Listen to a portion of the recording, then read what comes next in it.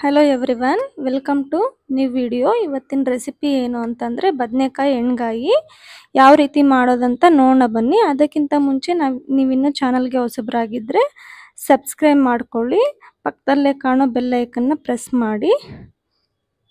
Video ಇಷ್ಟ ಆದಲ್ಲಿ like ಮಾಡಿ, ಶೇರ್ ಮಾಡಿ, ಸಬ್ಸ್ಕ್ರೈಬ್ ಮಾಡಿ. ಯಾವ ರೀತಿ ಮಾಡೋದಂತ ನೋಡೋಣ ಬನ್ನಿ. ತುಂಬ ಅಂದರೆ ತುಂಬ ಚೆನ್ನಾಗಿರುತ್ತೆ. ಚಪಾತಿಗೆ, ಅನ್ನಕ್ಕೆ, ದೋಸೆಗೆ, ರೊಟ್ಟಿಗೆ ಎಲ್ಲದಕ್ಕೂ ಚೆನ್ನಾಗಿರುತ್ತೆ. ಯಾವ ರೀತಿ ಮಾಡೋದು ಅಂತ ಹೇಳ್ಬಿಟ್ಟು ನೋಡೋಣ ಬನ್ನಿ. ಫಸ್ಟು ಒಂದು ಮಿಕ್ಸಿ ಜಾರ್ಗೆ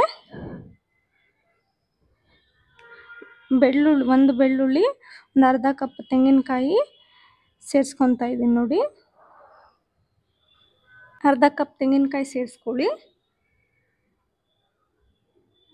ಆಮೇಲೆ ಒಂದು ಸ್ವಲ್ಪ ಕರಿಬೇವು ಸೇರಿಸ್ಕೊತಾ ಇದ್ದೀನಿ ನೋಡಿ. ಒಂದು 4ರಿಂದ 5 ಎಲೆ ಸೇರಿಸ್ಕೋಬೇಕಾಗುತ್ತೆ ನೋಡಿ. ಹಾಗೆ ಕೊತ್ತಂಬರಿ, ಪುದೀನ ನೋಡಿ, ಕೊತ್ತಂಬರಿ ಮತ್ತು ಪುದೀನನೂ ಕೂಡ ಸ್ವಲ್ಪ ಮಟ್ಟಿಗೆ ಸೇರಿಸ್ಕೊಳ್ಳಿ.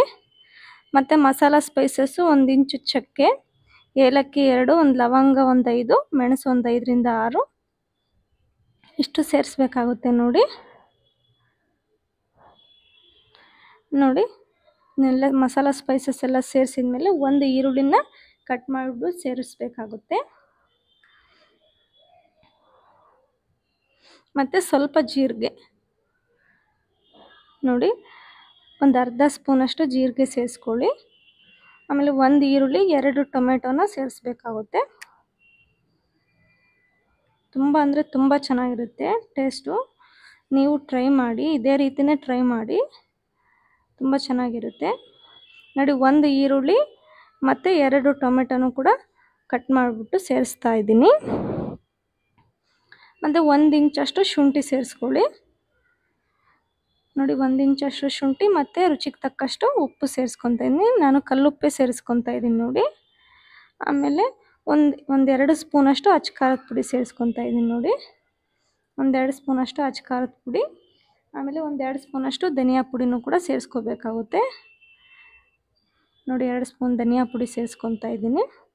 ಇವಾಗ ನೀರು ಸೇರಿಸ್ಕೊಂಬಿಟ್ಟು ನುಣ್ಣಗೆ ರುಬ್ಕೊಂಬರ್ಬೇಕಾಗುತ್ತೆ ನೋಡಿ. ನುಣ್ಣಗೆ ರುಬ್ಕೊಂಬಂದಮೇಲೆ ಅದನ್ನು ಒಂದು ಪ್ಲೇಟಿಗೆ ಅಥವಾ ಒಂದು ತಟ್ಟೆಗೆ ಸೇರಿಸ್ಕೊಳ್ಳಿ. ಎಲ್ಲ ಮಸಾಲನೂ ಸೇರಿಸ್ಕೊಂಬಿಟ್ಟು ನೋಡಿ, ಮಿಕ್ಸಿ ಜಾರಲ್ಲಿರೋ ಎಲ್ಲ ಮಸಾಲನೂ ಕೈಯಲ್ಲಿ ಸೇರಿಸ್ಕೊಳ್ಳಿ. ಇದಕ್ಕೆ 1-2ರಿಂದ 3 ಸ್ಪೂನು ಹುಚ್ಚೆಳ್ಳು ಪುಡಿ ಅಥವಾ ಗುರೆಳ್ಳು ಪುಡಿ ಅಂತೇಳ್ಬಿಟ್ಟು ಹೇಳ್ತಾರೆ. ಹುಚ್ಚೆಳ್ಳು ಮತ್ತು ಕಡಲೆನ ಬಿಸಿ ಮಾಡಿಬಿಟ್ಟು ಪುಡಿ ಮಾಡ್ಕೊಂಡಿರೋದು, ಮತ್ತು 1 ಈರುಳ್ಳಿ ಸಣ್ಣದಾಗಿ ಕಟ್ ಮಾಡಿಬಿಟ್ಟು ಸೇರಿಸ್ಕೊಳ್ಳಿ. ಸ್ವಲ್ಪ ಕೊತ್ತಂಬರಿ ಸೊಪ್ಪು, ಇಷ್ಟನ್ನು ಸೇರಿಸ್ಬಿಟ್ಟು ಚೆನ್ನಾಗಿ ಮಿಕ್ಸ್ ಮಾಡ್ಕೊಳ್ಳಿ. ಮಸಾಲ ಜೊತೆಗೆ ನೋಡಿ ಚೆನ್ನಾಗಿ ಮಿಕ್ಸ್ ಮಾಡ್ಕೋಬೇಕಾಗುತ್ತೆ ನೋಡಿ. ಚೆನ್ನಾಗಿ ಮಿಕ್ಸ್ ಮಾಡ್ಕೊಂಡ್ಬಿಟ್ಟು ಬದನೆಕಾಯಿನ 4 ಹೋಳು ಥರ ಮಾಡಬೇಕಾಗುತ್ತೆ. ಯಾವ ರೀತಿ ಅಂತೇಳ್ಬಿಟ್ಟು ತೋರಿಸ್ತೀನಿ ನೋಡಿ. ಇದೇ ರೀತಿಯೇ ಬದನೆಕಾಯಿನ ಕಟ್ ಮಾಡ್ಕೋಬೇಕಾಗುತ್ತೆ ನೋಡಿ. ಎಲ್ಲ ಮಸಾಲನೂ ಕೂಡ ಚೆನ್ನಾಗಿ ಮಿಕ್ಸ್ ಮಾಡ್ಕೊಂಡಾಗಿದೆ. ಇವಾಗ ಈ ರೀತಿ ಬದನೆಕಾಯಿನ ಕಟ್ ಮಾಡಿಬಿಟ್ಟು ನೀರಲ್ಲಿ ಸೇರಿಸಿರಿ ನೋಡಿ. ನೀರಲ್ಲಿ ಸೇರಿಸಿದ್ರೆ ಕಪ್ಪಾಗೋದಿಲ್ಲ. ಈ ಥರ ಸೇರಿಸ್ಬಿಟ್ಟು ಇವಾಗ ಒಂದೊಂದೇ ಎತ್ಕೊಂಡ್ಬಿಟ್ಟು ಆ ಮಸಾಲೆ ಎಲ್ಲ ಆ ಬದನೆಕಾಯಲ್ಲಿ ಸೇರಿಸಿ. ಇದೇ ರೀತಿ ಎಲ್ಲ ಬದನೆಕಾಯಿನೂ ಮಾಡಿದ್ದೀನಿ ನೋಡಿ. ಒಂದು ಅರ್ಧ kg ಬದನೆಕಾಯಿನ ತೊಗೊಂಡಿದ್ದೀನಿ. ಒಂದು 7ರಿಂದ 8 ಇದೆ ನೋಡಿ. ಎಲ್ಲ ಬದನೆಕಾಯಿನ ಈ ರೀತಿ ಮಾಡಿಬಿಟ್ಟು ಒಂದು ಪ್ಲೇಟಲ್ಲಿ ಇಟ್ಕೊಂಡಿದ್ದೀನಿ.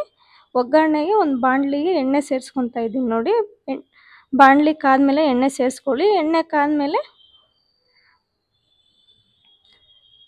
ನೋಡಿ ಎಣ್ಣೆ ಸೇರಿಸ್ಕೊತಾ ಇದ್ದೀನಿ. ಆದಷ್ಟು ಸ್ವಲ್ಪ ಎಣ್ಣೆ ಜಾಸ್ತಿ ಸೇರಿಸ್ಕೊಳ್ಳಿ, ಯಾಕೆಂದರೆ ಇದು ಬದನೆಕಾಯಿ ಎಣ್ಗಾಯಿ ಆಗಿರೋದ್ರಿಂದ ಒಂದು ಸ್ವಲ್ಪ ಎಣ್ಣೆ ಪ್ರಮಾಣ ಜಾಸ್ತಿ ಇದ್ದರೆ ರುಚಿ ಚೆನ್ನಾಗಿರುತ್ತೆ ಅಂತೇಳಿ ನೋಡಿ. ಎಣ್ಣೆ ಕಾದ್ಮೇಲೆ ಒಂದು ಅರ್ಧ ಸ್ಪೂನಷ್ಟು ಸಾಸಿವೆ ಸೇರಿಸ್ಕೊಳ್ಳಿ. ಆಮೇಲೆ ಒಂದು ಸ್ವಲ್ಪ ಕರಿಬೇವು ಸೇರಿಸ್ಕೊತಾ ಇದ್ದೀನಿ ನೋಡಿ. ಕರಿಬೇವು ಸೇರಿಸ್ಕೊಂಡ್ಬಿಟ್ಟು ಕರಿಬೇವು ಚಟಪಟ ಅಂದಮೇಲೆ ಇವಾಗ ಮಸಾಲ ತುಂಬಿ ಇಟ್ಟಿದ್ವಲ್ಲ ಆ ಬದನೆಕಾಯಿನ ಇದಕ್ಕೆ ಸೇರಿಸ್ತಾ ಇದ್ದೀನಿ ನೋಡಿ.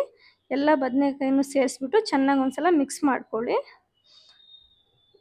ನೋಡಿ. ಮತ್ತು ಇನ್ನೂ ಮಸಾಲ ಉಳಿದಿತ್ತಲ್ಲ ಅದನ್ನು ಕೂಡ ಎಲ್ಲ ಸೇರಿಸ್ಬಿಟ್ಟು ಚೆನ್ನಾಗಿ ಒಂದು ಸಲ ಮಿಕ್ಸ್ ಮಾಡ್ಕೊಳ್ತಾ ಇದ್ದೀನಿ. ಸ್ವಲ್ಪ ಮಟ್ಟಿಗೆ ನೀರು ಸೇರಿಸ್ಕೊಳ್ಳಿ, ಯಾಕೆಂದರೆ ಇಲ್ಲಾಂದರೆ ತಳ ಹಿಡಿದು ಬಿಡುತ್ತೆ. ಅದಕ್ಕೋಸ್ಕರ ಮಸಾಲಕ್ಕೇನೆ ನೀರು ಸೇರಿಸ್ಕೊಂಡ್ಬಿಟ್ಟು ಹಾಕಿ. ಈ ರೀತಿ ಆದಮೇಲೆ ಕುದೀತಾ ಇದೆ ನೋಡಿ.